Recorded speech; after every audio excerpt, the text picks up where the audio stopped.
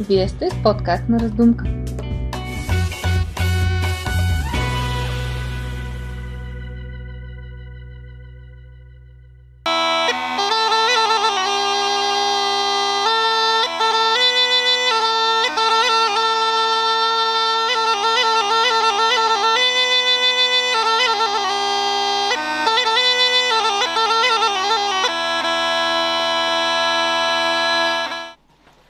Това е учението на родопската кабагайда.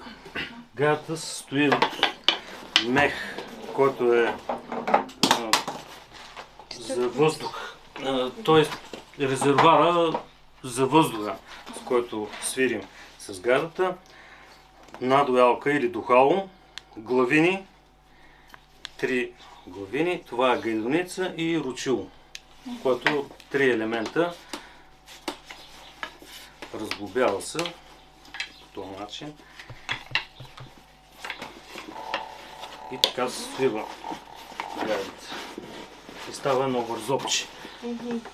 И вече когато трябва да работим, да свирим с нея, разглобяваме, сглобяваме гайдата.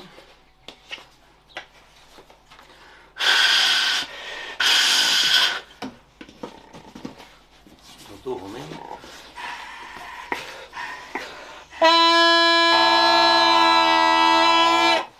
Как разбирате кога да пълните мека с въздух? Как при свирането? Това първо се учи, когато започне човек да се учи да свири на гайда. Първо трябва да се научи да надува и да нарежда пръстите на гайдоницата. Това е първият урок, който трябва да научи.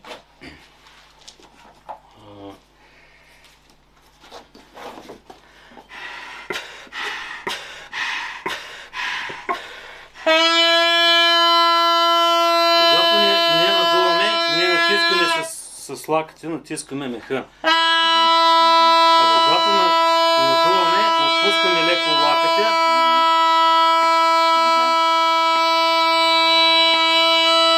За да извадим постоянен звук. Да няма това. Трябва да е постоянен звука. Да са запушени всички дупки.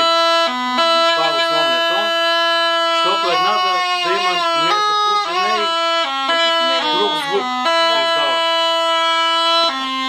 И започваме да се учим да мърдаме пръстите.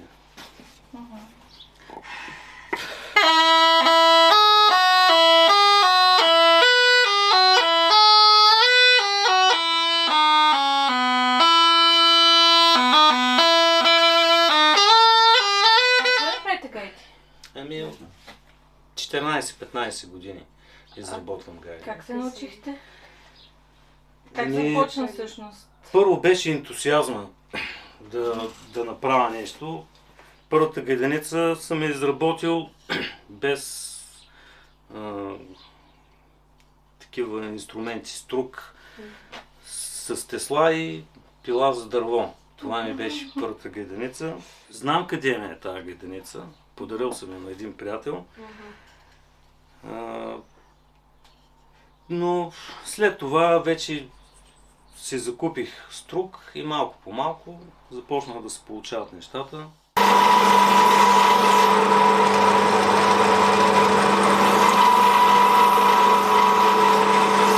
Всеки майстор си има метод на работа и мярка. Всеки майстор има мярка на разстоянието на тези отвори и самите отвори. Всеки майстор си има начин специално за гайданиците на украсяване. Как го избрахте този знак? Има ли нещо? Така съм решил. Един вид, нали, това е моят подпис. Като видиш гайданицата, тук отзад, че има кръгче, си я познавам, че се е моя. Аз и по изработката си я познавам, че се е моя, ама по принцип. Изработва се от твърда дървесина трябва материала. Зато и дрян, слива. Много приятели ми дават материал. Подсякли са примерно слива, му викнат, ела да си избереш материал, да си подбереш.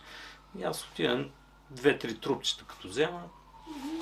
От тоя, от друга, но се прави от сух материал се изработва гардата, задължително трябва да е стоял поне 3-4 години. Да е съхнал материала, да е сух, да не е на пряка слънчева светлина. Хубаво е на някъде сенчещо място да съхне, да не се пука. Защото иначе се пука, самия материал се пука. Случило ли ви се тогава, примерно да ви поръчат гайда, обаче вие да нямате тогава материал за гайда? Случвало ми се, да. Особено за кожи. За дървения материал горе-долу имам. Но кожи трудно се намират. Както казах, от овца не става. Само от коза, козя кожа, защото малко косъм има, по-малко като по-дебела е самата кожа и не е толкова пореста да изпуска от порите въздух, докато овчета е повече вълна, но е по-тънка. Тя не става за изработка на гайда. Само от коза. Яре коза. Последно време, поради липса на животни, на материал, започват да се изработват изкуствени кожи. Може би това е бъдещето, не знам. Ние си изработваме гад така, както се е изработил преди примерно 50, 60, 100 години. Гледаме да не използваме много изкуствени материали, да са естествени материалите, дърво, кост, рог. Това е, което ползваме. Избягваме да използваме изкуствените материали, но времето ще покаже дали ще успеем напълно. Трудно е, последно време е трудно. Специално за кожите. За сега намираме, справяме се, но става от година на година все по-трудно. Малко, който има понятие от струк и от работа на техника, така, може да изработи гарда, но не е въпрос само да я изработиш, трябва да й дадеш душа да свири. Да.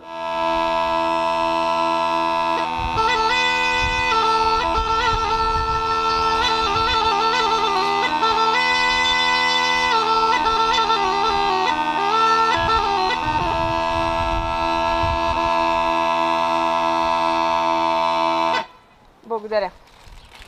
Благодаря.